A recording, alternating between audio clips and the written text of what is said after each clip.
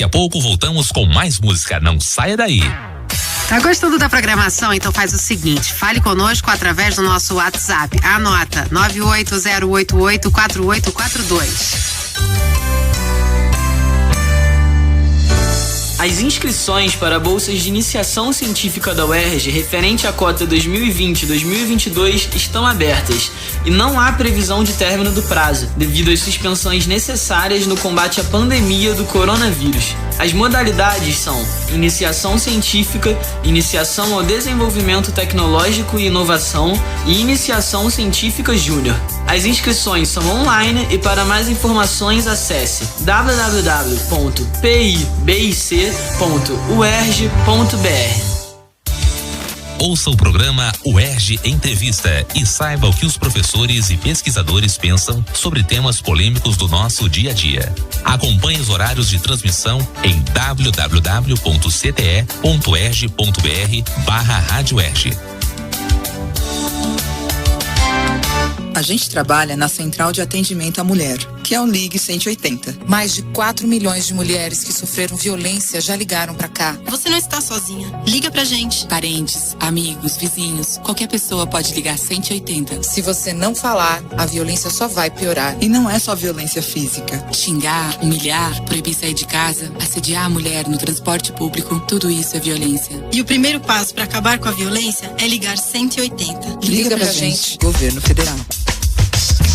Excelência, diversidade, inclusão, sustentabilidade, resiliência.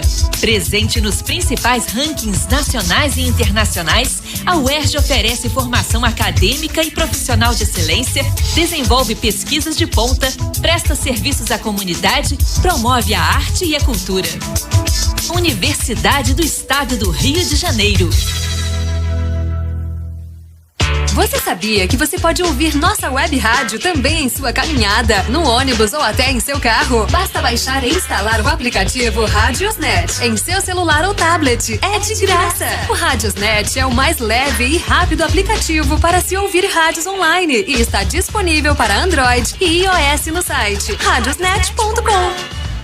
O NEPAD, Núcleo de Estudos e Pesquisas em Atenção ao Uso de Drogas da UERJ, retomou os atendimentos após a paralisação por conta da pandemia, agora de forma totalmente online. O atendimento, tanto a pacientes novos quanto aos antigos, é gratuito. Ligado ao Centro Biomédico, o NEPAD atende indivíduos com problemas relacionados ao uso de drogas, como álcool, cocaína, crack, maconha, tabaco e outras. Os interessados podem enviar um e-mail para atendimentoonline.nepad@gmail.com, informando a intenção de iniciar o tratamento e especificando o tipo de dependência química. A identidade de todos é preservada, portanto não é necessário revelar o nome, pode-se usar um apelido. Para mais informações, acesse www.uerj.br na seção Notícias. Diretamente do Rio de Janeiro para a Rádio UERJ, João Gabriel Pérez. Confira as principais notícias do Brasil e do mundo aqui na Rádio UERJ, com a equipe de jornalismo da agência Rádio Web.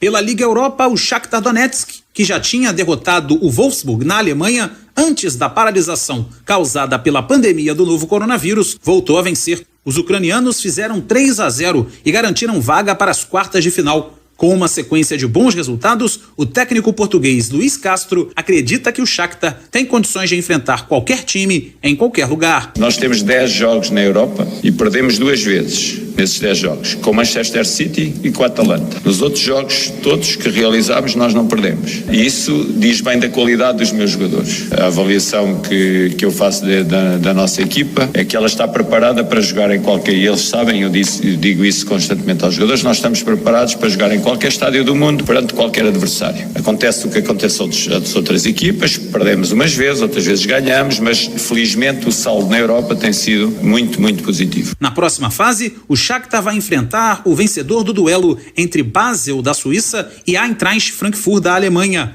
Quem também se classificou com 2 vitórias foi o Manchester United.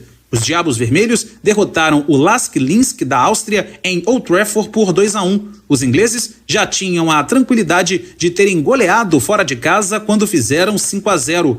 Na próxima segunda-feira, pelas quartas de final, o United vai enfrentar o Copenhagen, que aplicou um 3-0 para cima do Istanbul Başakşehir. Em jogo único, a Inter de Milão fez 2-0 no Getafe e segue viva na competição europeia. Na próxima fase, os italianos vão enfrentar o classificado do duelo entre Rangers e Bayer Leverkusen. Todas as partidas das quartas de final, assim como já aconteceu no duelo da Inter de Milão, serão realizadas na Alemanha. A Agência Rádio Web, com informações da Liga Europa, Cadu Macri. A partir desta quinta-feira, restaurantes localizados em regiões que estejam na fase amarela do Plano São Paulo poderão funcionar até às 10 horas da noite. As cidades deverão estar nesta fase há pelo menos 2 semanas. O anúncio foi feito nesta quarta-feira pelo governador de São Paulo, João Dória, com publicação do decreto nesta quinta. A fase amarela do Plano São Paulo permite funcionamento de mais serviços não essenciais e precede a fase verde, a última etapa antes da retomada total da economia. O estabelecimento, no entanto, poderá abrir apenas 6 horas por dia, deixando a critério do local o horário de funcionamento. De acordo com João Dória, as restrições de público continuam. No limite de 40% de ocupação do seu espaço sentado. Não será permitido, em hipótese alguma, serviço em pé. As pessoas não poderão ficar em pé em nenhum estabelecimento de consumo de alimentos no estado de São Paulo. Deverão estar sentadas dentro da obediência do critério de distanciamento e no critério também do limite máximo de 40% da capacidade do estabelecimento. A capital, partes da região metropolitana e a região de Araraquara estão na fase amarela do Plano São Paulo. Já as outras estão nas fases laranja e vermelha, quando as restrições são maiores. Agência Rádio Web de São Paulo, Tereza Klein.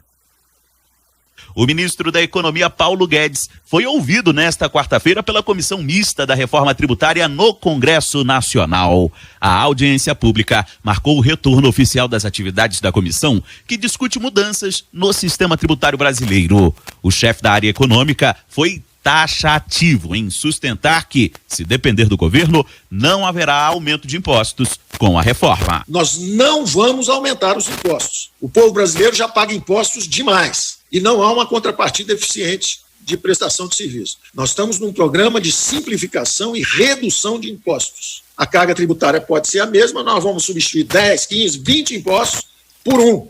Apesar disso, Guedes foi confrontado por parlamentares com a proposta de criação da já chamada CPMF Digital.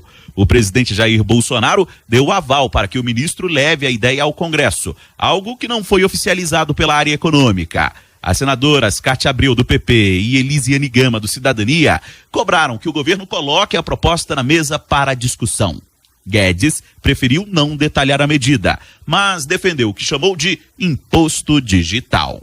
Imposto digital é uma coisa para nós conversarmos à frente, mas é claro que a economia é cada vez mais digital. Sim, nós estamos estudando, temos falado sobre isso o tempo inteiro, e as pessoas inadequadamente, por maldade, por ignorância, falam que isso é nova CPMF, mas não tem problema, o tempo é senhor da razão. Durante a exposição inicial, o ministro da Economia destacou que o governo pode propor ideias, mas que caberá ao Congresso dar a palavra final sobre a reforma. Guedes sustentou ainda que um novo desenho tributário mais simplificado e com novas possibilidades de tributação podem desafogar alguns setores, como o de serviço, com a desoneração da folha de pagamento, que, por exemplo, pode ser bancado com a instituição do imposto digital, a lá extinta CPMF. Agência Rádio Web, de Brasília, Yuri Hudson. Confira a hora certa. 2h52. De volta com mais música.